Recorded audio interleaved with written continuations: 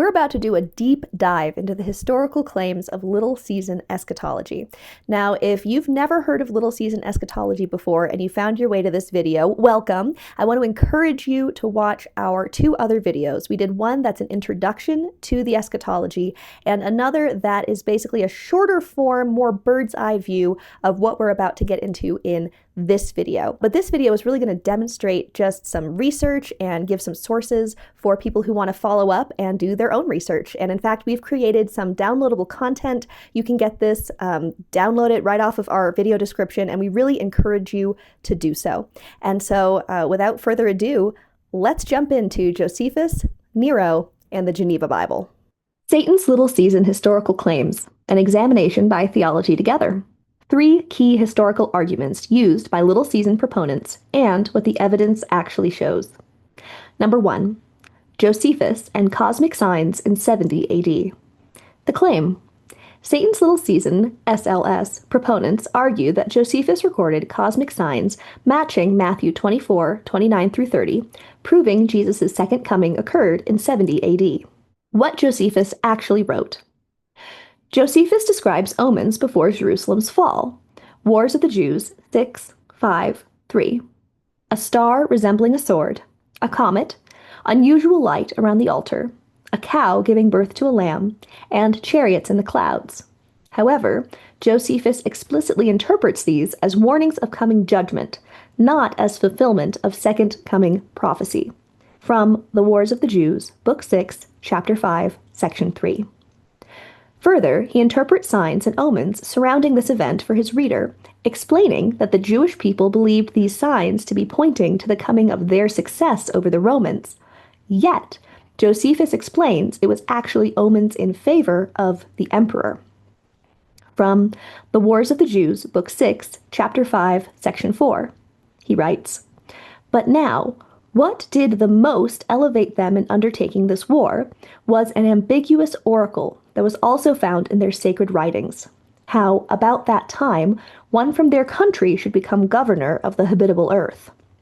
The Jews took this prediction to belong to themselves in particular, and many of the wise men were thereby deceived in their determination.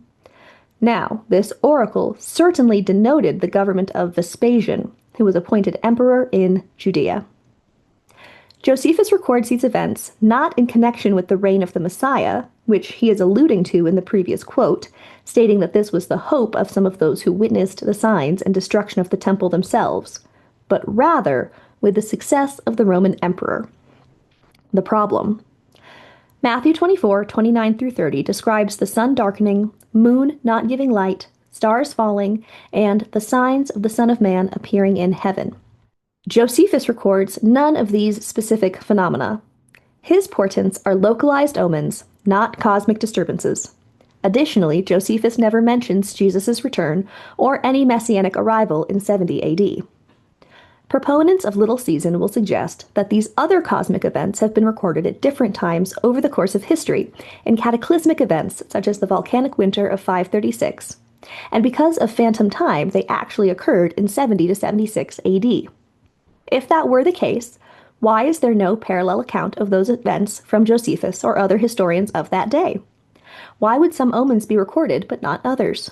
As we will note, Josephus continued to write for decades after he finished the work cited above. We must also exercise caution when using Josephus as an accurate source on matters that intersect with the Bible. Josephus's account of specific biblical figures also contradicts the story from the New Testament. Examples. John the Baptist. Compare Antiquities 18:5 and Matthew 14, Mark 6. And Herod Agrippa. Compare Antiquities 19:8-2 and Acts 12:23. Little Season defenders suggest that historians cannot be trusted because they may be part of the deception. What would be a better example of deception than contradicting Scripture itself? In addition, we know that Josephus was later edited by the Christian scribes who were responsible for the transmission of his work. Antiquities 18 says, "Now there was about this time Jesus, a wise man, if it be lawful to call him a man, for he was a doer of wonderful works, a teacher of such men as receive the truth with pleasure. He drew over to him both many of the Jews and many of the Gentiles. He was the Christ. And when Pilate, at the suggestion of the principal men among us, had condemned him to the cross, those that loved him at the first did not forsake him. For he appeared to them alive again the third day, as the divine prophets had foretold these and 10,000 other wonderful things concerning him. And the tribe of Christians, so named from him, are not extinct at this day. This is universally regarded as a later interpolation by Christian scribes because Josephus himself was not a Christian and never professed to hold these views about Jesus aside from this one excerpt. Again, Little Season advocates argue we cannot trust historical sources because they have been corrupted over time. Josephus is a historian whom we know for a fact that happened to. Wouldn't that diminish his credibility on other matters as well? Finally, Josephus lived into what Little Season advocates suggest was the millennial reign. Josephus wrote Wars of the Jews in 75 AD, but that was not his final work. He wrote Antiquities during the reign of Domitian. See Antiquities 20, 267, which places it around 93 to 94 AD. He references his completed work Antiquities in his Against Appian, which places that writing even later. See Against Appian 1:1. The content of both Antiquities and Against Appian is a defense of Judaism, a system that Little Season proponents claim was dramatically altered after 70 to 76 AD. If Josephus is a reliable source for omens in the sky, he should also be reliable in his other writings. However, if he is reliable in Antiquities and Against Appian, that would suggest that Judaism continued to exist. Josephus defended against those who would criticize it, and more importantly, there is no reference to the return of Christ or the establishment of the kingdom of God on earth, which would have been a fulfillment of many Old Testament prophecies Josephus was familiar with. Tacitus and Pseudo-Hexeppus are sometimes referenced alongside Josephus as validating his account. Here's what Tacitus records. Contending hosts were seen meeting in the skies. Arms flashed, and suddenly the temple was illumined with fire from the clouds. Of a sudden, the doors of the shrine opened, and a superhuman voice cried, "The gods are departing." At that same moment, the mighty stir of their going was heard. Few interpreted these omens as fearful. The majority firmly believed that their ancient priestly writings contained the prophecy that this was the very time when the East should go strong, and the men starting from Judea should possess the world. This mysterious prophecy had in reality pointed to Vespasian and Titus, but the common people, as is the way of human ambition, interpreted these great destinies in their own favor, and could not be turned to the truth even by adversity. From Tacitus' Histories, Book 5, 13. Tacitus, writing after the fall of Jerusalem sometime between 100 and 110, does not attribute the omens to Christ's return, but rather to the success of the Roman emperors, Vespasian and Titus. Vespasian reigned from 69 to 79, and Titus reigned from 79 to 81, during the Little Season's believed millennial reign. Tacitus was also a biased historian writing to favor the Roman emperors. In another work, he attributes miracles to the emperor Vespasian. See Tacitus' Histories, Book 4, 81. And visions and omens from a foreign god. See Tacitus' Histories, Book 4, 84. If Tacitus is reliable for the omens in 70 AD, is he also reliable for a miracle-working Roman emperor who supposedly reigned during the millennial kingdom? Or messages from a pagan god during that time? There was an actual historian named Hegesippus, 110 to 180.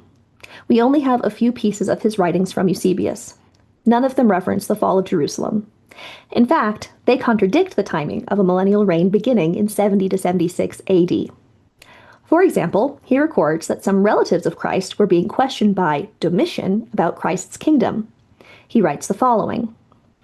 Being then asked concerning Christ and his kingdom, what was its nature, and when and where it was to appear, they returned answer that it was not of this world, nor of the earth, but belonging to the sphere of heaven and angels, and would make its appearance at the end of time, when he shall come in glory, and judge living and dead, and render to everyone according to the course of his life. From The Relatives of Our Savior.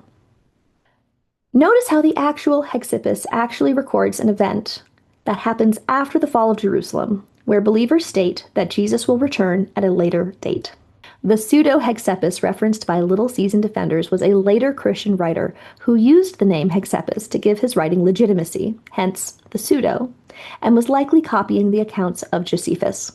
He wrote his historical account in the 4th century, hundreds of years after the events being described. Key questions. When we compare Matthew 24, 29 through 30's cosmic signs with the omens Josephus actually recorded, what are we to make of the significant differences? If Josephus is reliable enough to cite for cosmic signs in 70 AD, why should we dismiss his silence about Christ's return in his later writings during what would have been the millennium? Summary. Satan's Little Season advocates cite Josephus's account of omens before Jerusalem's fall as proof of Jesus' return in 70 AD. However, the signs Josephus recorded differ from Matthew 24's cosmic disturbances, and he explicitly interpreted them as warnings of judgment, not messianic arrival.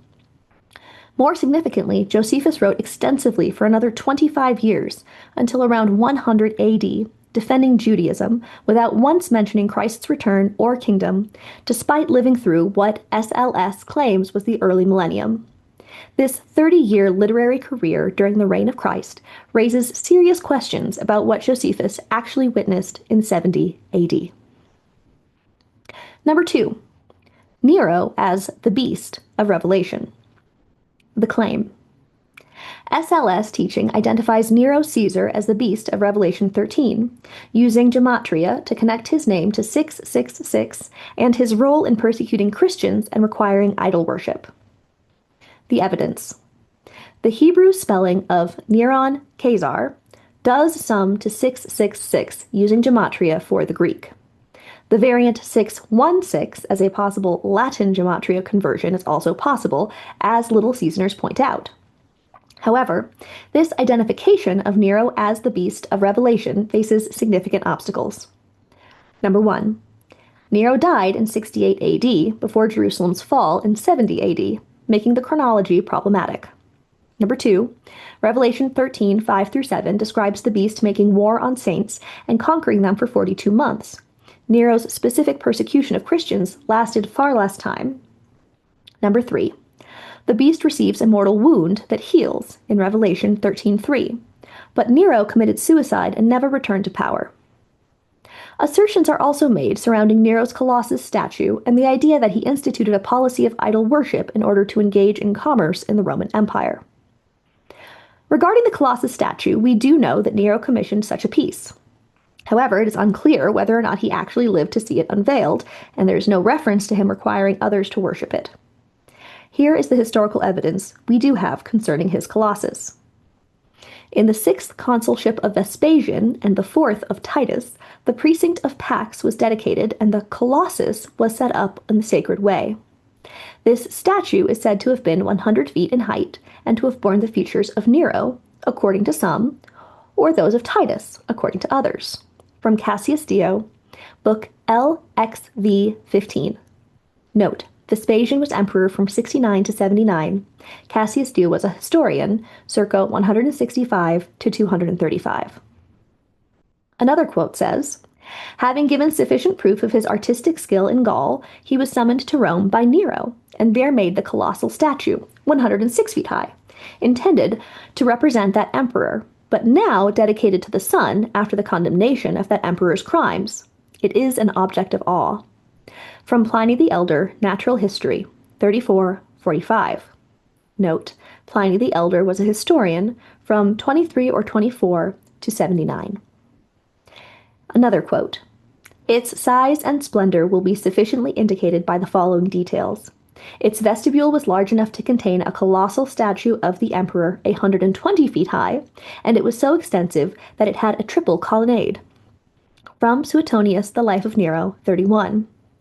Note, Suetonius was a historian, living from 69 and sometime after 122. As for the suggestion that Nero instituted a policy of idol worship that was required for buying and selling, Nero never had such a policy. This concept was instituted by Decius around 250 AD. The requirement was called the Libellus, and we have examples of them you can see online that are housed at museums. One such example can be found at the link provided. Text can be found at another link provided. Decius was an emperor that ruled from 249 to 251 AD. His policy of requiring idol worship would fall during the reign of Christ, according to Little Season advocates. While they may claim that their phantom time theory accounts for the difference in dates, that fact is rarely used when this claim about Nero is being made on their own. Alternative understanding. Amillennial interpretation sees the beast as representing persecuting governmental power throughout history, not limited to one first-century ruler. The number 666 falls short of 777, perfection, symbolizing persistent imperfection of human government opposing God. Key questions. Nero died in 68 AD before Jerusalem fell in 70 AD. How does this chronology work with identifying him as the beast whose 42-month reign is tied to 70 AD? The requirement for idol worship to buy and sell wasn't instituted until Emperor Decius in 250 AD. How does this historical fact affect the claim that Nero instituted the mark of the beast? Revelation 13:3 says the beast's mortal wound healed. Nero committed suicide and never returned. How was this prophecy fulfilled? Summary. While Nero's name in Hebrew gematria does calculate to 666 or 616, significant historical problems undermine his identification as the beast. Nero died in 68 AD, 2 years before Jerusalem fell, and never returned from his mortal wound, as Revelation 13:3 describes. His brief persecution of Christians doesn't match the beast's 42-month war on the saints. Most problematic, the claim that Nero instituted the mark of the beast requiring idol worship for commerce is historically false. This policy was actually implemented by Emperor Decius around 250 AD. We have the physical certificates, libelli, in museums showing this today. According to SLS chronology, this would place the mark 180 years into Christ's millennium. The amillennial interpretation suggests the beast represents persecuting governmental power throughout history, not one first-century emperor whose reign ended before 70 AD. Number 3. The Geneva Bible Date Dilemma. The claim. SLS adherents point to Geneva Bible marginal notes referencing dates as evidence the translators knew about phantom time and Satan's deception.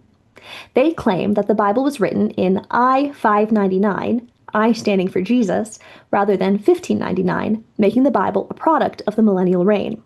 They also claim that English was the language of the millennial kingdom, so the Geneva Bible and others that were early editions in English are more trustworthy than modern corrupt Bible translations that seek to go back to the original languages. The logical trap. If the Geneva Bible writers working in 1599 AD were living during the millennium, 599 real-time in SLS chronology, when they wrote specific dates that fall after the end of the millennial reign, anything after 1076 AD, they would be writing about events in their future. Despite the fact that these notes are written in the past tense, we can allow for the possibility of prophetic writing in the margins. However, this presents its own problem, best explained using the notes about Pope Boniface VIII from 1295 AD. The Reformers found Boniface VIII as a fulfillment of Revelation prophecy, possibly because he asserted papal authority over secular matters, as well as his treatment of his predecessor.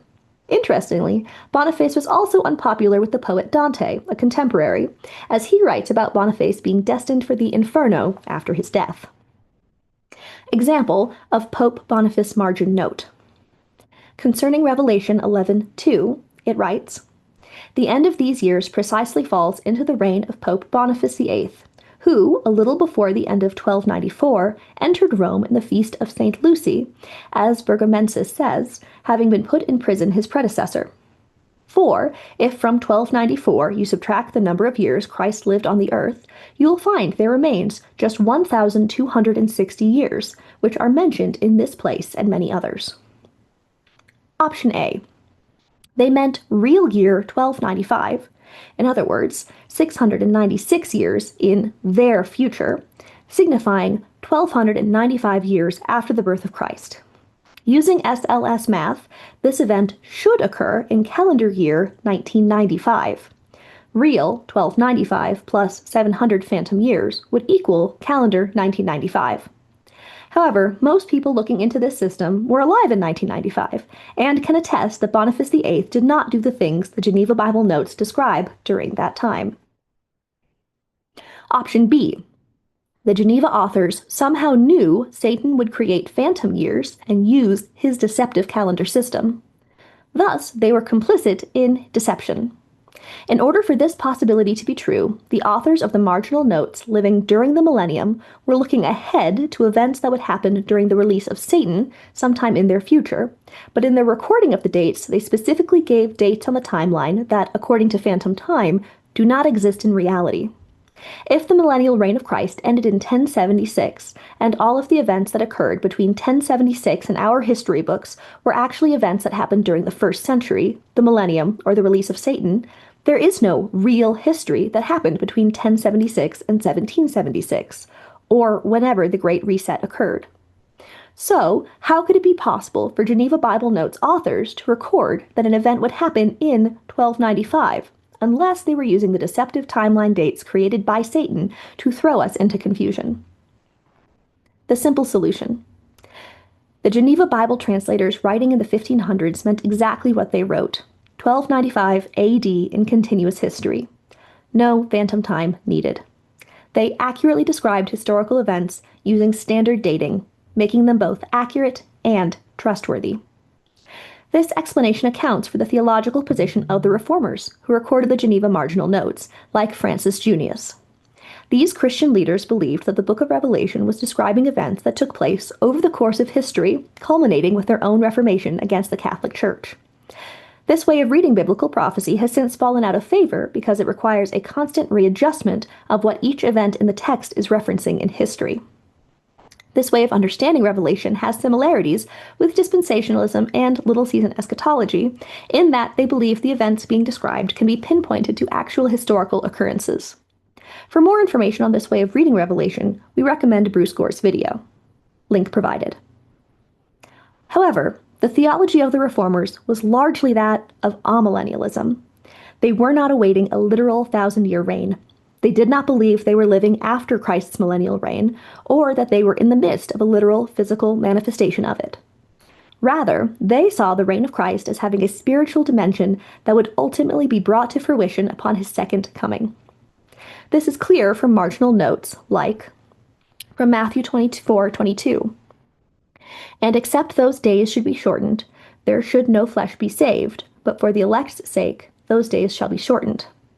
The notes read, "Those things which befell the people of the Jews in the 34 years when the whole land was wasted, and at length the city of Jerusalem was taken, and both it and their temple destroyed, are mixed with those things which will come to pass before the last coming of the Lord."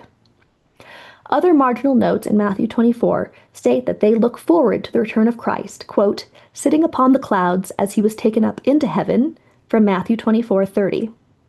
And they observe that Christ witnesses that there will be a long time between his departure to his Father and his coming again to us, from Matthew 25:14. These notes and others validate the historic fact that the authors of the Geneva Bible were from the time of the Protestant Reformation, the 1500s AD, and they read the book of Revelation using a historicist perspective.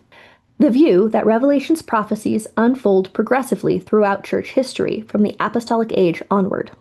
They followed amillennialism and looked forward to the ultimate return of Christ to judge the living and the dead and establish the new heavens and new earth. Key questions. When Geneva Bible writers wrote 1295 AD, they either meant A, real year 1295, which SLS math places at calendar 1995, where these events didn't happen, or B, they used Satan's deceptive calendar during Christ's reign. How can the Geneva Bible support Little Season eschatology when its own dates create this contradiction? The Geneva Bible notes describe Christ's return as sitting upon the clouds, Matthew 24:30, and say Christ witnesses there will be a long time between his departure and his coming again, Matthew 25:14. If the translators lived during Christ's millennium, why do their notes describe his return as still in the future? Why would SLS advocates use the Geneva Bible as evidence when its authors explicitly rejected the earthly millennium SLS requires? Summary. Satan's little season advocates point to the Geneva Bible marginal notes as evidence that 1500s translators knew about phantom time, but these notes create a timeline trap. When the translators reference 1295 AD for Pope Boniface VIII's actions, they either meant real year 1295, which SLS math places at calendar 1995 where these events didn't occur, or they used Satan's deceptive calendar during Christ's reign. The Geneva Bible's own notes contradict SLS theology when the translators described Christ's return as still yet to happen. Every major Protestant reformer, including the Geneva Bible translators, held Amillennialism and rejected the literal earthly millennium that SLS requires. The simplest explanation requires no phantom time. When the translators wrote 1295 AD, they meant continuous history with no fabricated years. Conclusion. Satan's little season eschatology ultimately collapses under the weight of its own logic. The Geneva Bible date dilemma perfectly illustrates this. Whether the translators meant real year 1295 or Satan's false calendar year 1295, either option makes them unreliable for SLS purposes. Yet adherents need these marginal notes to validate their timeline. This same pattern repeats across every major historical claim. Josephus's omens don't match Matthew 24's cosmic signs. Nero died before he could fulfill the beast's prophecy, and the mark requiring idol worship came 180 years into what should have been Christ's millennial reign. Each argument requires accepting unfalsifiable conspiracy theories, dismissing contradictory evidence as part of the deception, or embracing logical impossibilities. The amillennial understanding that Christians have historically held requires none of this. Christ's spiritual kingdom began at his resurrection. Satan's binding is real, but not absolute, and we await the consummation of all things at his return. The question isn't whether Satan's little season can explain some puzzling details. It's whether we're willing to accept a view that requires rejecting both careful historical scholarship and the reading of Scripture that the Church has maintained for 2 millennia. If you haven't already, make sure to download the text version of this video, and please check these citations. Like, all of this is available on the internet, and if you find something that we didn't mention, let us know in the comments, because this is a really interesting kind of field of research to be doing right now. You can also check out this letter of Galileo's to the Grand Duchess Christina. It is another piece of just historical documentation of how Christians have tried to wrestle with some of these ideas over time. We highly recommend it. And we have a playlist of our other little season videos. Go check it out to learn more. If you want to learn more about God with us, like and subscribe.